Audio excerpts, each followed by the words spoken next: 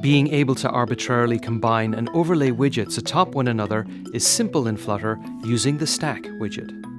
But how do you position those widgets in a stack? There's a couple of ways you can do this, and one of them is to use a positioned widget. You know, for positioning things, which is kind of self-explanatory when you think about it. So how does positioned work? First, let's wrap a widget in a stack with a positioned widget. Then, use a combination of the parameters top, bottom, left, right, height, and width to position the widget within the stack. Here, we see a widget placed 25 down from the top and 50 in from the left. And here, we have the widget placed at 25 from the right and 50 up from the bottom. You can use height and width to control the size of the positioned widget.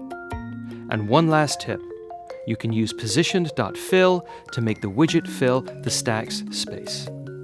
For more info on positioned and stack layout, head on over to Flutter.io.